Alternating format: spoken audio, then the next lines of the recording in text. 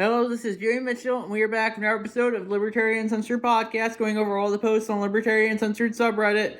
Let's get right into it. So first we have Trump looking forward to next conquest, posted by Jai Porcupine, and that looks like a screenshot of a truth from Donald Trump, who truthed all U.S. ships, aircraft, and military personnel, additional ammunition, weaponry, and anything else that is appropriate and necessary for lethal prosecution and destruction of an already substantially degraded enemy will remain in place in and around Iran until such time as the real agreement reached is fully complied with. If for any reason it is not, which is highly unlikely, then the shooting starts bigger and better and stronger than anyone's ever seen before. It was agreed a long time ago, and despite all the fake rhetoric to the contrary, no nuclear weapons and the Strait of Hormuz will be open and safe. In the meantime, our great military is loading up and resting, looking forward actually to its next conquest. America is back.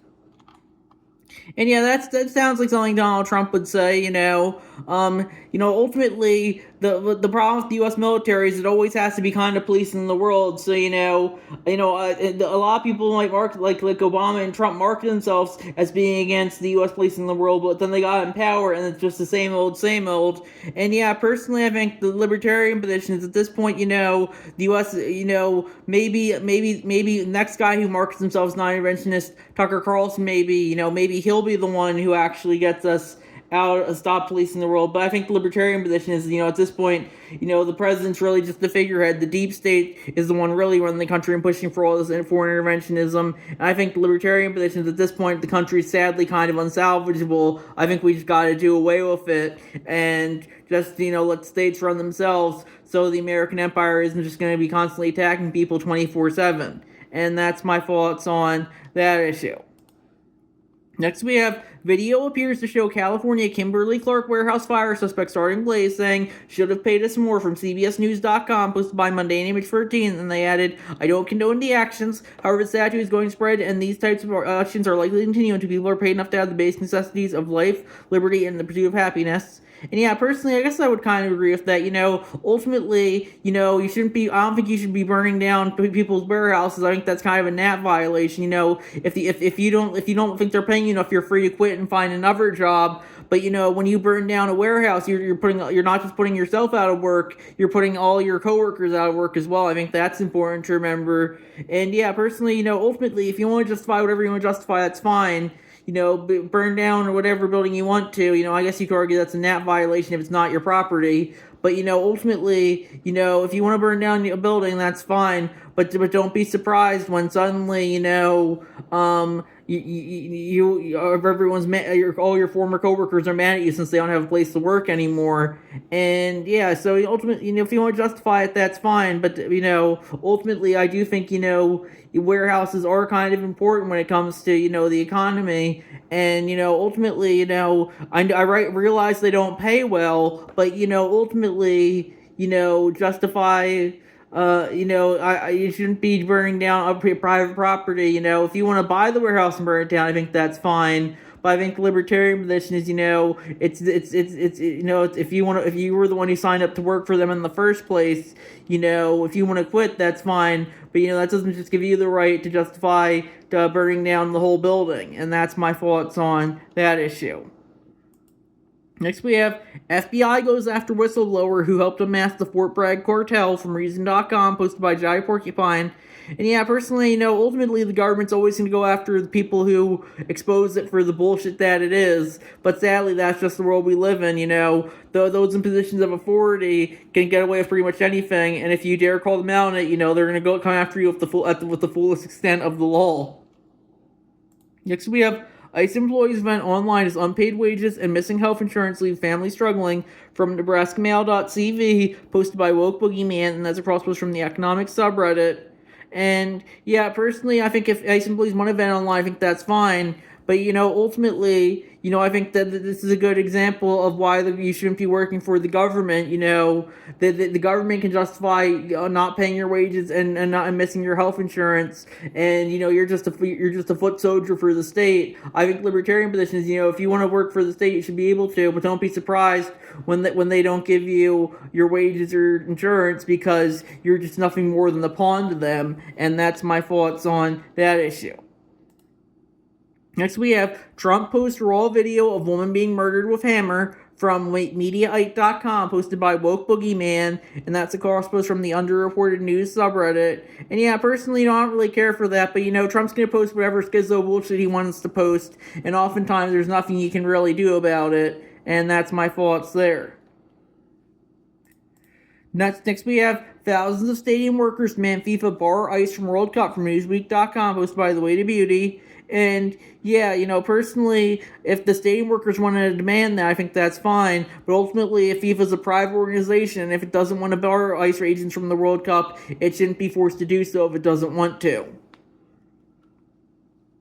Next we have Don't Fall for Trump's Lies. FISA 2702 endangers your privacy from thehill.com, posted by Jolly Porcupine. And I'd agree with that, the government shouldn't be spying on people online, but ultimately, it's going to justify doing that. The NSA revelations were back in 2013, well over a decade ago at this point, that the NSA was spying on U.S. citizens. It's probably only gotten much worse since then. That doesn't even mention foreign governments and private enterprises. They're probably spying on people too. So ultimately, I don't really care for this bill. It's probably going to lead to more government spying, but there's already tons of government spying as it is, and that's my thoughts there. Next, we have Trump endorses statist war hawk Lindsey Graham, posted by Jolly Porcupine. That's a screenshot of a truth from Donald Trump, who truth. Senator Lindsey Graham is doing a fantastic job. He's running against a lunatic named Mark Lynch, who supports perhaps the worst congressman in the history of our country, Thomas Massie of the great Commonwealth of Kentucky. I don't have to go into great detail, but needless to say, Mark Lynch would be a disaster for the Republican Party, and Lindsey Graham just gets the job done. Vote for Lindsey all the way. MAGA, President Donald J. Trump. And yeah, that just goes to show you that MAGA is nothing but the former never Trump people who are now in Trump's inner circles because they suck his cock the most, like Lindsey Graham or Ben Shapiro or Ted Cruz. It's all about Trump really has no policy other than Israel first at this point. I think Thomas Massie had a good tweet recently. Trump mentioned Thomas Massie in this truth. He had a good tweet recently. America first over MAGA. I think that's what we need to focus on. We need to focus on America first. Trump said America first on the campaign trail, but the second he got into office, it was Israel first, and that's not what we need right now. We need someone who's going to focus on America first rather than Israel and the rest of the world first. But Trump, that was Trump's brand when he was campaigning. But it just goes to show you, politicians will say one thing on the campaign trail and then stab you in the back once they get in power, and that's why you can't really trust them. For rare exceptions like Thomas Massie, I would say. Next we have Republican president says surveillance state and Middle Eastern war is necessary, posted by Jay Porcupine. That looks like a picture of Donald Trump morphed with a photo of George W. Bush. And I'd agree with that. Trump's pretty much just edgy George W. Bush. He's all for the Middle Eastern wars and the surveillance state. And it just goes to show you that, he might have marketed himself as being very different from W on the campaign trail, but when he gets in office, he's pretty much the exact same thing. Same with Obama and Biden. Ultimately, they all try and market how much change they're going to do, but change never really comes to Washington. It's always the same deep state really running the country. Next, we have the White House ballrooms. Imported steel shows how terrorists encourage cronyism from Reason.com, posted by Jai Porcupine. And yeah, I would agree with that. But ultimately, if the White House wants to get steel from crony companies, ultimately they can get steel wherever they want from, and oftentimes there's nothing you can do about it. Government is a lot of times just going to reward friends when it comes to government contractors, and I think that's important to realize as well. Whenever the government has to do a contract with a private enterprise, it's usually going to be the friends of whoever the people passing the bill are. And Trump's pretty obvious about that, but that's pretty much every government contract, I would say, and that's my thoughts on that issue.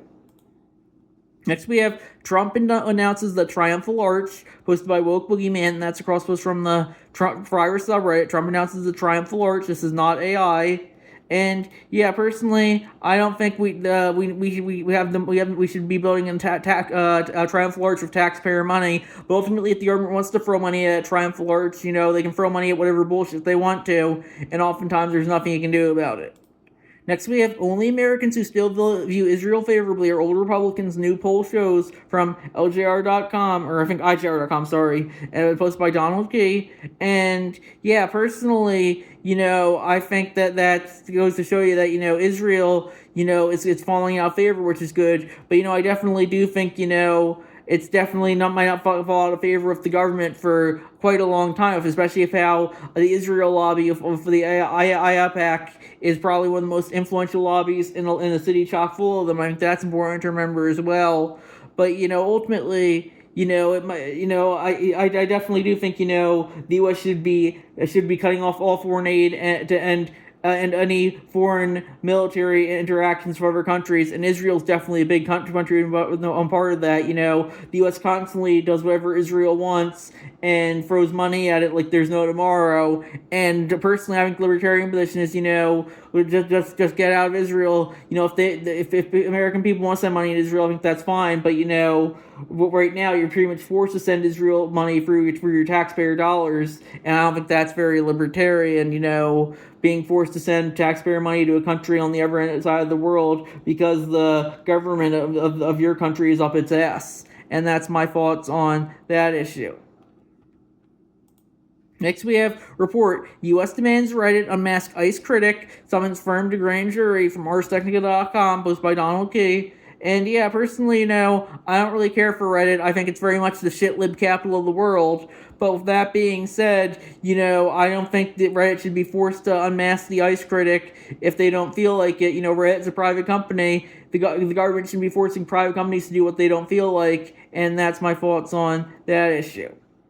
Next, we have disbelief as Dr. All is caught using fake numbers to attack Dem states, and agency admits it, from rawstory.com, posted by Woke Boogeyman, and that's a cross post from the No Filter News subreddit. And yeah, personally, I don't really care for that, but ultimately, the US government can justify doing whatever it feels like, and ultimately, there's no means to hold them accountable since they control the courts and legal system as well. Next, we have new tariff cases.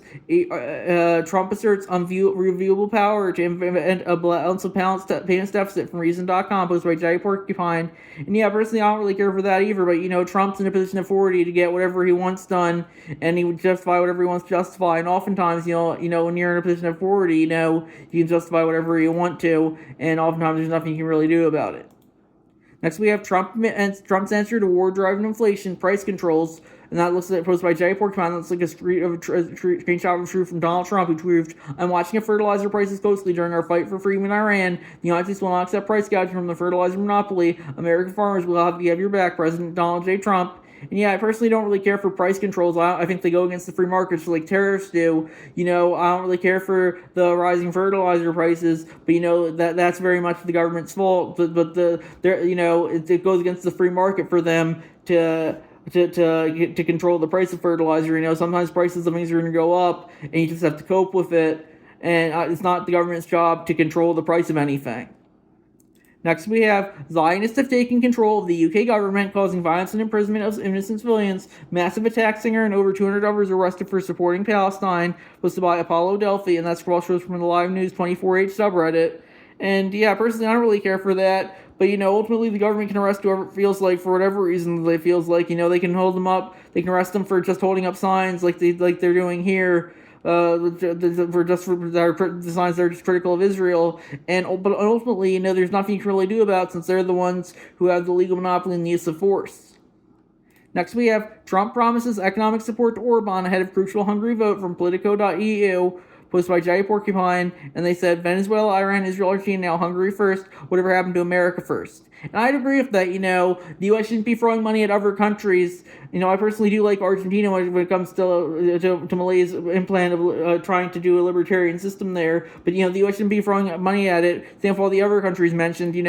If people want to, if the American taxpayer wants to throw money at those countries, they should be able to, but they shouldn't be forced to do so if they don't want to. And that's why I think the libertarian position is you got to end all foreign aid. And that includes, Trump did do a good thing last year when he got rid of the U.S. aid. I think that was good, but just because you ended one government aid program, foreign aid program, doesn't mean you ended all of them. And he's still throwing money at whatever other countries if he feels like at any second, based on however he feels. Yeah, and that's my thoughts on that issue. Next we have, what would the U.S. do if Israel attacks a NATO country? Posted by Ragnar OKXG, and that's cross-post from the TrueAnon subreddit. Netanyahu threatens Spain. You are about to pay an immediate price. And yeah, personally, I don't know if Israel is going to go to war with Spain. I do think Israel might go to war with Turkey soon, which is a NATO country. But personally, I would say if Israel attacked any NATO country, the U.S. would probably side with Israel since their government's that up its ass. And the Israel even bombed the U.S. ship and the USS Liberty, I think back in the 60s, and the U.S. government hid that information because they didn't want people turning against Israel. And it just goes to show you how up to Israel's ass the U.S. government's always kind of been. And yeah, so ultimately, I do think if Israel ever attacks a NATO country, the U.S. is going to side with Israel. The U.S. is much up Israel's ass more than any other country, I would say, and they'll always do pretty much whatever Israel wants.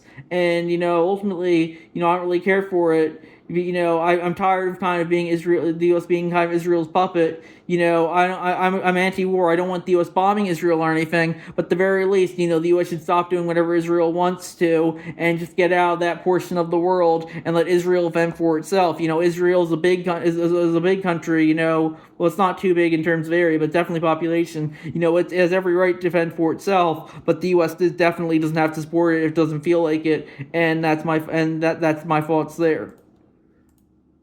And there's another post I wanted to do from the Libertarian Party USA subreddit. I said libertarian perspectives on the justice system. And I said I was a criminal justice major in college, and the biggest thing that taught me was the entire legal system is ultimately just at the discretion of whoever is running it. It's like how the guy who just stabbed Irina's roots to death when video was just ruled incompetent to stand trial. Ideally, he would be held accountable for murdering someone on video, but the state of resources to pretty much justify whatever it wants to. And also, there's nothing you can do about it. I guess lynch mobs used to be a thing. Maybe those will come back in style. That's very much how life is. People will justify whatever they want using the resources they have at any given moment, and a lot of times there's nothing you can do about it, especially when you go up against someone that has as many resources as the state does. And I also had in the comments, before someone calls me racist, ring up, you know what? I just want to say that it would be like what happened to Jeffrey Dahmer or Jeffrey Doucette, both of whom were white. And as Arthur Fleck would put it, you get what they got, what they fucking deserved.